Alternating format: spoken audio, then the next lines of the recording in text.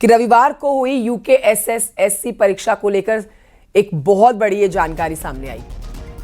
Exam मामले की जांच एसआईटी कर रही। मुख्य सचिव आनंद बर्धन ने ये जानकारी दी है कि हाईकोर्ट के रिटायर्ड जज की अगुवाई में ये जांच होगी। जांच रिपोर्ट 1 महीने के अंदर मिलेगी। जांच के बाद ही एग्जाम को लेकर कोई बड़ा फैसला लिया जाएगा। आपको बता देते हैं कि रविवार को हुए यूकेएसएसएससी एग्जाम पेपर के कुछ पन्ने सोशल मीडिया पर वायरल हुए हैं। पुलिस के मुताबिक खालिद नाम का आरोपी गिरफ्तार भी कर लिया गया है, उसे कोर्ट में पेश भी किया गया है और इसी के ने ही इस पेपर को लीक करवाया है। यही मास्टरमाइंड है।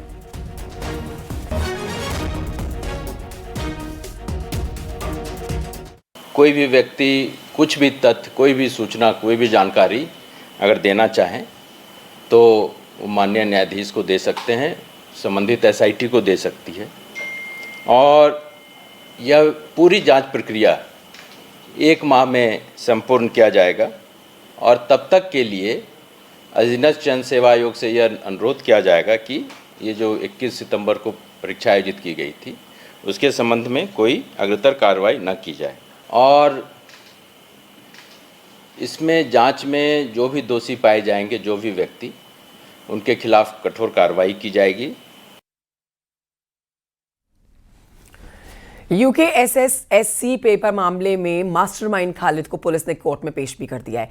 खालिद को मंगलवार को हाई कोर्ट में हरिद्वार से अरेस्ट करके कोर्ट में पेश किया गया, जिसके बाद लगातार पूछताछ की गई है और बुधवार को उसे जिला कोर्ट में पेश किया गया है।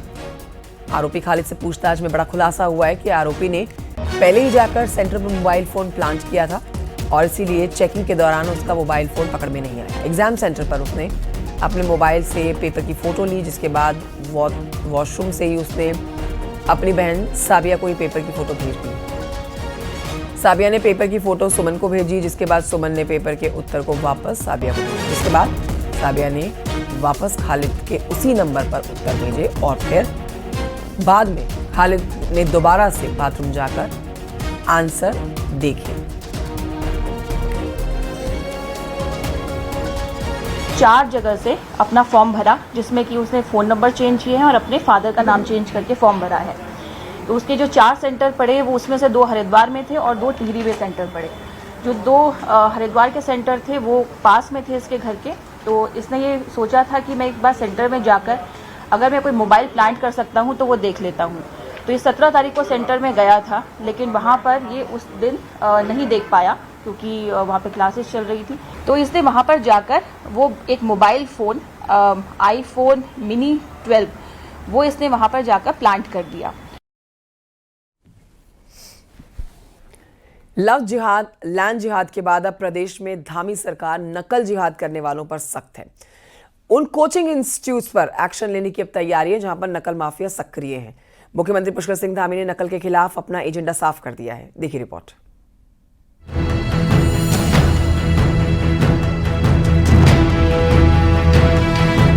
रविवार को हरिद्वार के एक सेंटर से यूकेएसएसएससी पेपर के कुछ पन्ने बाहर निकल गए और फिर सोशल मीडिया पर वायरल हो गए।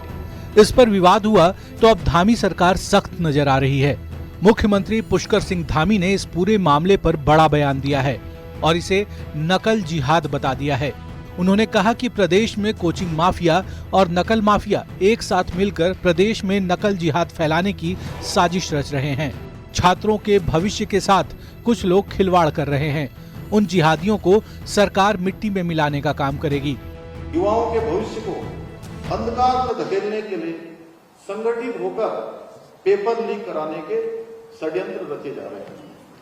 कोचिंग माफिया और नकल माफिया एक होकर राज्य में नकल जिहाद छेड़ने का प्रयास कर रहे हैं। जांच से पहले ही प्रदेश में अराजकता फैलाने का प्रयास कर रहे हैं। लेकिन मैं आप सभी, उन सभी नकल माफियाओं को, उन जिहादियों को बता देना चाहता हूं कि हमारी सरकार राज्य में नकल माफियाओं को जब तक मिट्टी में नहीं मिला देगी तब तक हम चैन से नहीं करेंगे। यूकेएसएसएससी पेपर मामले में हरिद्वार का खालिद और उसकी बहन साबिया गिरफ्तार हो चुकी है और उनसे पूछताछ जारी है। उधर कोचिंग के नाम पर क्या धंधेबाजी हो रही है उसकी परतें भी खंगाली जाएंगी। सरकार साफ कर चुकी है कि जो लोग प्रदेश का माहौल खराब करने की कोशिश कर रहे हैं उन पर एक्शन लिया जाएगा। चाहे वो थूक जिहाद हो, चाहे लैंड जिहाद हो, चाहे लव जिहाद हो। और जिस प्रकार से अब जो है नकल जिहाद भी एक षड्यंत्र इस प्रदेश के अंदर खड़ा हो रहा है, और जो लोग जो पकड़े जा रहे हैं निश्चित रूप से मैं कह सकता हूँ वो जिहाद के ही एक पृष्ठभूमि को तैयार करने वाले लोग हैं। तो सरकार ने बहुत कड़ाई से इसको संज्ञान लिया है, और इस प्रकार के जिहाद को किसी के द्वारा भी अगर समर्थन होता है तो कड़े नकल विरोधी कानून के तहत उन सबको कड़ी से कड़ी सजा दी जाएगी। उत्तराखंड में धामी सरकार का बुलडोजर अब तक लैंड जिहाद पर चल चुका है, लेकिन अब सरकार की तैयारी है उन लोगों पर एक्शन लेने की जो प्रदेश में नकल माफियाओं को संरक्षण दे रहे हैं। न्यूज़ 18 के लिए देहरादून से भारती सकलानी की रिपोर्ट।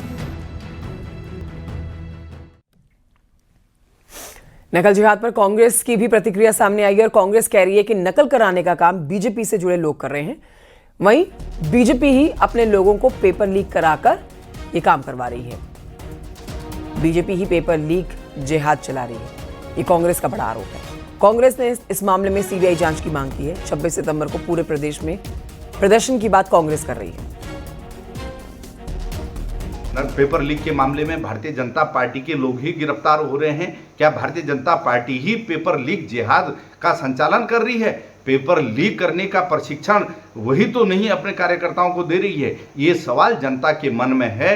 अगर सरकार वास्तव में पेपर लीक रोकना चाहती है तो तत्काल पेपर लीक प्रकरण की जांच सीबीआई को सौंपे, तभी दूध का दूध और पानी का पानी होगा।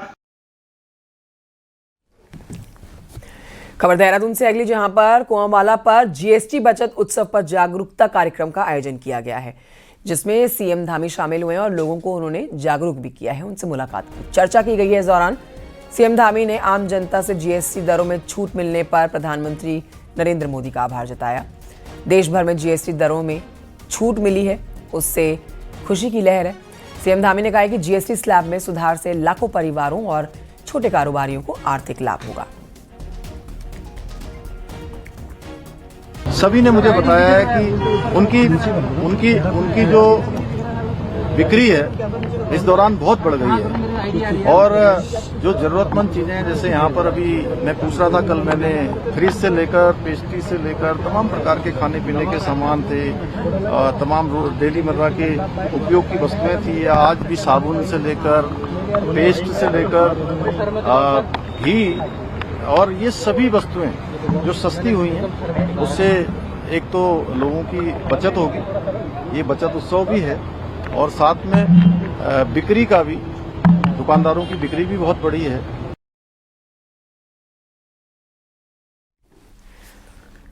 जीएसटी की स्लैब घटाए जाने से हर इंडस्ट्री झूम रही है। होटल का कमरा सस्ता होने पर धर्मनगरी हरिद्वार के होटल और टूरिज्म की इंडस्ट्री को धार्मिक पर्यटन में जोर पकड़ने की पूरी आस है।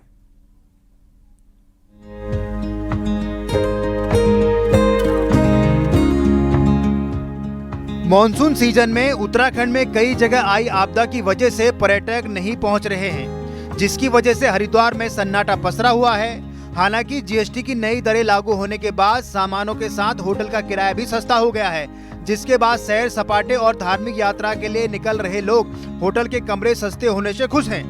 वहीं होटल कारोबारियों को भी उम्मीद है कि होटल के कमरे सस्ते होने के बाद हरिद्वार में पर्यटकों की संख्या बढ़ेगी और होटल इंडस्ट्री रफ्तार पकड़ेगी। बहुत लाभ होगा सर। वो पहले 18% जीएसटी लगती थी, अब 5% लग रही है, तो इसमें मुझे भी प्रॉफिट होगा। मैं हर मंथली आता हूँ यहाँ पे। हाँ जी, तो लाभ ही होगा इस तरीके से। अच्छा, आप अक्सर आते रहते हैं? हाँ जी सर, तो मैं हर मंथली आता हूँ यहाँ पे, हर मंथली आके अच्छा खर्चा करना पड़ता है। ओके, हाँ जी।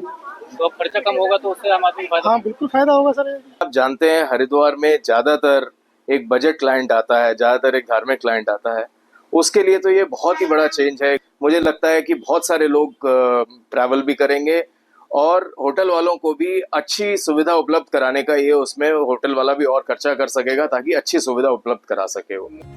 सैर सपाटे और धार्मिक पर्यटन के लिए आने वाले लोगों के बजट का बड़ा हिस्सा होटल के किराए में खर्च होता है। ऐसे में जीएसटी में किए गए बदलाव से पर्यटन और होटल इंडस्ट्री को भी बूम की उम्मीद है। न्यूज़ 18 के लिए हरिद्वार से पुलकित शुक्ला की रिपोर्ट।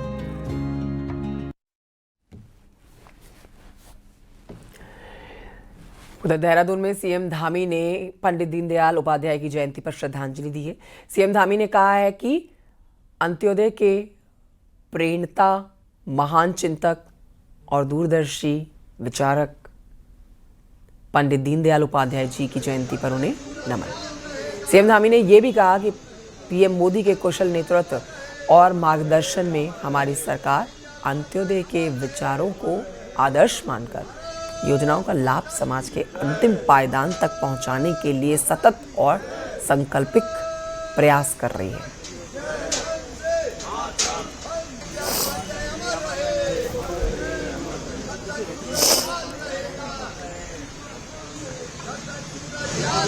ये तस्वीरें आपके सामने हैं, लाइव तस्वीरें आपको दिखा रहे हैं, मुख्यमंत्री धामी की तस्वीरें।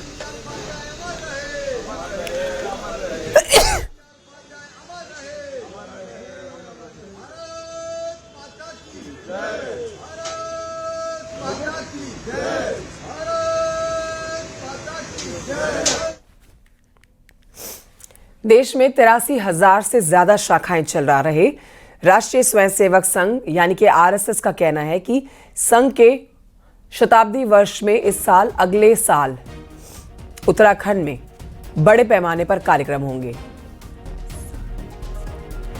संघ के अखिल भारतीय प्रचार प्रमुख सुनील अंबेडकर ने बुधवार को देहरादून में बताया कि 8 फरवरी से लेकर 22 फरवरी तक उत्तराखंड में हर शाखा हिंदू सम्मेलन करेगी।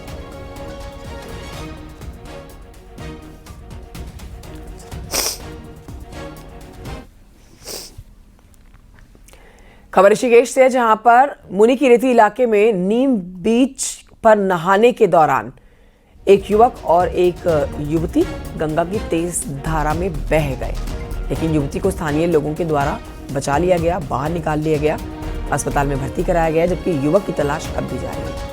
कई स्थानों पर एसडीआरएफ की टीम के द्वारा इनकी तलाश की जा रही है, लेकिन युवक का अभी तक कुछ पता नहीं चल सका है।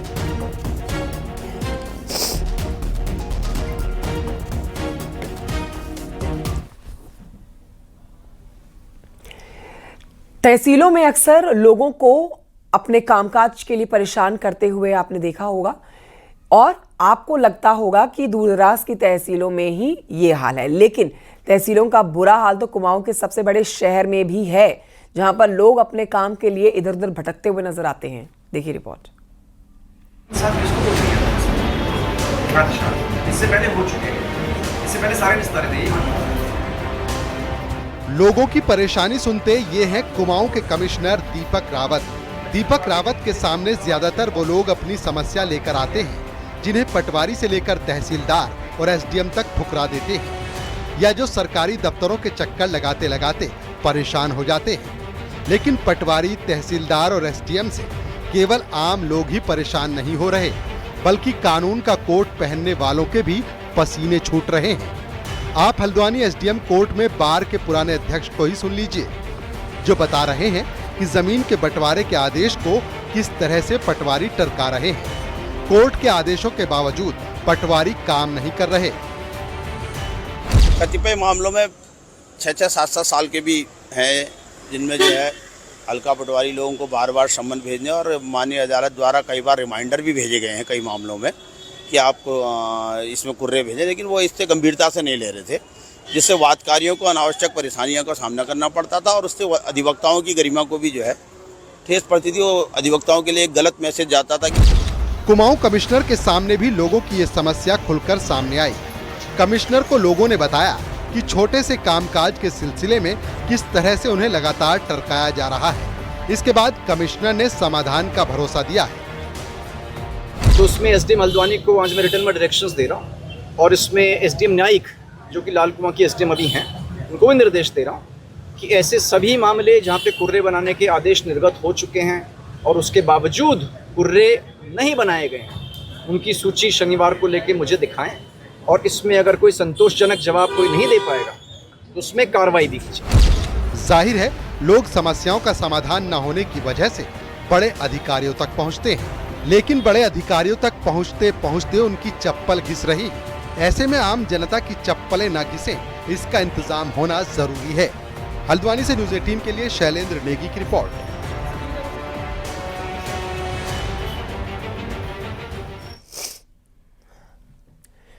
रुद्रपुर में छात्र संघ चुनाव में नामांकन को लेकर दो पक्ष आमने सामने आ गए और इस दौरान तमंचे से फायरिंग की भी तस्वीरें सामने आई। तो इसी वीडियो के आधार पर पुलिस भी कार्रवाई कर रही है। उधम सिंह नगर जिले की तस्वीरें हैं। फायरिंग भी हो गई देखिए। भगत सिंह पीजी कॉलेज रुद्रपुर में ये छात्र संघ चुनाव के दौरान आपस में भिड़ गए। एक पक्ष के सदस्य ने अचानक से फायरिंग भी कर दी। फायरिंग होते ही यहाँ पर अफरा तफरी मच गई। पुलिस तक जब जांच पहुंचाने के लिए पहुंचाई गई तो अब पुलिस मामले की जांच कर रही है। फायरिंग भी हो गई देखिए।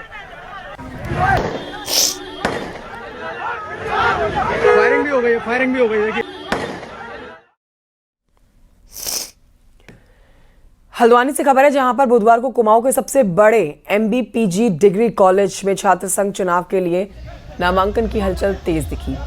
लेकिन देखिए, इस दौरान कॉलेज के बाहर कुछ बाहरी लोगों पर हुड़दंग करने का आरोप लगा, जिसने पुलिस के साथ धक्का मुक्की भी की और पुलिस ने मोर्चा संभाला।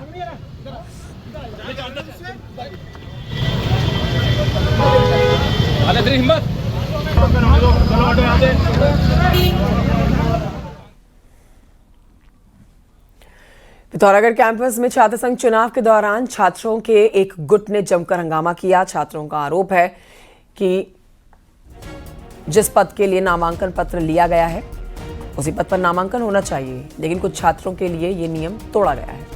नाराज छात्रों ने नामांकन रूम में काफी हंगामा किया। बाद में पुलिस ने मोर्चा संभाला। सख्ती दिखाते हुए हंगामा कर रहे छात्रों को भगाया।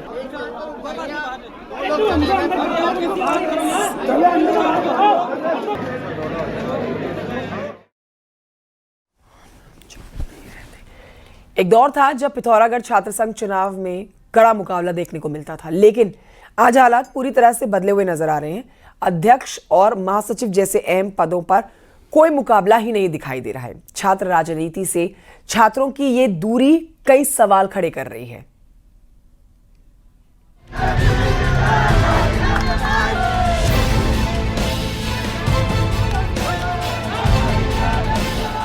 पिथौरागढ़ कैंपस दशकों तक छात्र आंदोलन का केंद्र रहा है।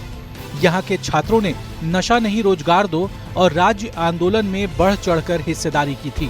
इस कॉलेज से निकले छात्र नेताओं ने सूबे की सियासत में भी अपनी पहचान बनाई, लेकिन अब हालात काफी बदल गए हैं। एक दौर में जहां कोषाध्यक्ष जैसे छोटे पद के लिए आर पार जंग होती थी, वहीं अब अध्यक्ष, महासचिव और उपाध्यक्ष निर्विरोध बन रहे हैं। हालात ये हैं कि स्टूडेंट यूनियन के बड़े पद भी अब छात्रों को अपनी तरफ नहीं खींच पा रहे हैं। अध्यक्ष हेतु एक पद पे नामांकन पत्र मुझे प्राप्त हुआ है। सचिव के लिए एक पद हेतु नामांकन पत्र प्राप्त हुआ है। उपाध्यक्ष छात्र के लिए एक पद ही प्राप्त हुआ है नामांकन का नामांकन फॉर्म। विश्वविद्यालय प्रतिनिधि का नामांकन फॉर्म एक प्राप्त हुआ।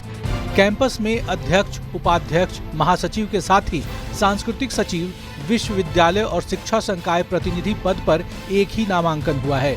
ऐसे में छात्र संघ के 6 पद निर्विरोध चुने जाने तय हैं। ये हाल उस कैंपस का है जिसका रुतबा कभी सूबे की स्टूडेंट पॉलिटिक्स में टॉप पर था। असल में छात्र राजनीति की धार को कुंद करने में लिंगदोह कमेटी का अहम रोल माना जाता है। कमेटी के कड़े नियमों ने छात्र राजनीति को लेकर छात्रों के क्रेज को साल दर साल कम किया है। दौर था जब छात्र राजनीति तय करते थे कि देश की राजनीति क्या होगी और स्टेट की राजनीति क्या होगी, लेकिन हम देख रहे हैं कि जैसे जैसे लिंगदोह की सिफारिशें आना शुरू हुई थी, हम लोग उस समय कॉलेज में ही पढ़ते थे, उसका विरोध भी हमने किया था। क्योंकि लिंगदोह की सिफारिशें ही छात्र संघ छात्र राजनीति को पंगु बनाने की थी। लिंगदोह कमेटी ने जैसा शिकंजा छात्र राजनीति पर कसा है, उसी का नतीजा है कि 2 दशकों में छात्र स्टूडेंट पॉलिटिक्स से पूरी तरह दूर हो गया है। हालात ये हैं कि पिथौरागढ़ के साथ ही कई कॉलेज में छात्र संघ चुनाव अब पूरी तरह एक रस्म अदायगी भर नजर आते हैं। न्यूज़ 18 के लिए पिथौरागढ़ से विजय वर्धन उप्रेती की रिपोर्ट।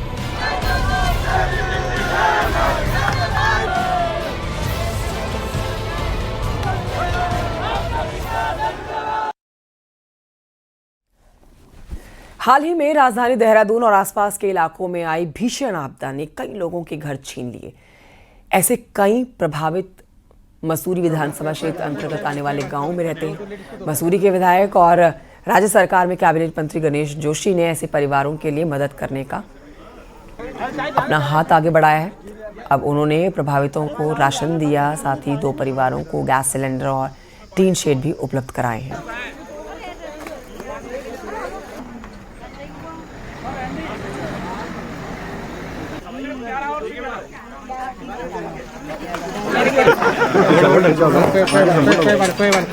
दो लेडीज को 2 पहले।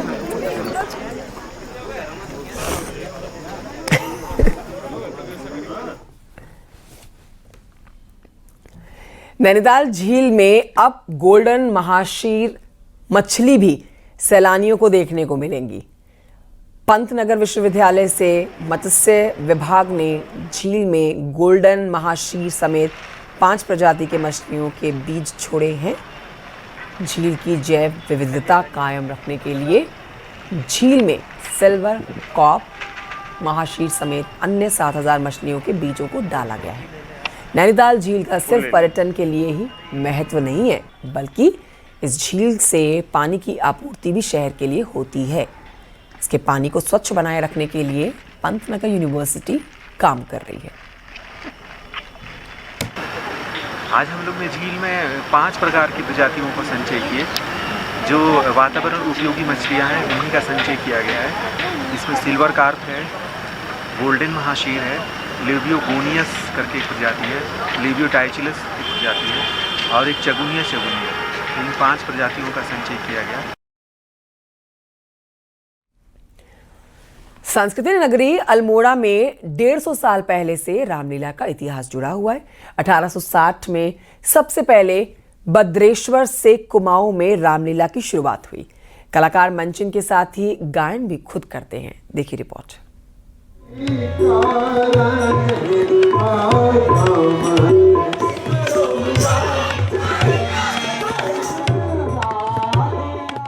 पहाड़ में इन दिनों रामलीला की रौनक है। वहीं सांस्कृतिक नगरी में कई जगहों पर रामलीला का मंचन हो रहा है, लेकिन यहाँ की नंदा देवी रामलीला सबसे पुरानी और सबसे खास है। रामलीला के कलाकार खुद ही चौपाइयाँ गाते हैं और अभिनय भी करते हैं। नंदा देवी की जो रामलीला है ये ऐतिहासिक रामलीला है। भद्रेश्वर 1860 में जब भद्रेश्वर प्रारंभ हुई, उसके बाद की जो रामलीला का इतिहास है वह केवल नंदा देवी है। ये ऐतिहासिक रामलीला है और मैं पिछले लंबे समय से यहाँ दर्शक की अभिनय कई पात्रों को खेलता हूँ, दर्शक भी खेलता हूँ, परशुराम भी खेला मैं। और आइए बढ़ रहे हैं आगे। देहरादून से इस वक्त की बड़ी खबर आपको बता रहे हैं। UKSS-SC पेपर से जुड़ी ये बड़ी खबर। इस मामले में अब एक्शन लिया गया है। एग्जाम में तैनात सेक्टर मजिस्ट्रेट सस्पेंड कर दिए गए हैं। तो सेक्टर मजिस्ट्रेट सस्पेंड हुए हैं। KN तिवारी थे सेक्टर मजिस्ट्रेट जिन्हें सस्पेंड कर दिया गया है। ग्राम्य विकास के परियोजना निदेशक हैं तिवारी। हरिद्वार के विवादित परीक्षा केंद्र पर थी इनकी तैनाती। सुनील नप्रभात देंगे इस पर जानकारी। सुनील नप्रभात, ये बड़ी खबर है, इस पर सारी जानकारी दें। कंचन 21 सितंबर को जो UKSS-SC की स्नातक स्तरीय जो परीक्षा थी उसका जो पेपर आउट हुआ था हरिद्वार के एक सेंटर से, इस मामले को लेकर सरकार बेहद गंभीर है। कल आपने देखा कि SIT जांच इसमें बिठाई जा चुकी है। हाईकोर्ट के रिटायर्ड जज के ऑब्जर्वेशन में आज इस पर एक बड़ी कार्रवाई हुई है कि इस सेंटर के हरिद्वार के जिस सेंटर से ये पेपर आउट हुआ था उसके जो सेक्टर मजिस्ट्रेट थे KN तिवारी, जो ग्राम्य विकास अभिकरण में परियोजना निदेशक के पद पर तैनात थे, सरकार ने तत्काल प्रभाव से उनको सस्पेंड कर दिया गया है। प्रथम दृष्टया उनकी लापरवाही पाई गई है क्योंकि वो सेक्टर मजिस्ट्रेट थे और ये माना जा रहा है कि आगे भी इसमें कुछ और बड़ा एक्शन देखने को मिल सकता है। जी, बहुत शुक्रिया आपका जानकारी के लिए सुनील प्रभात।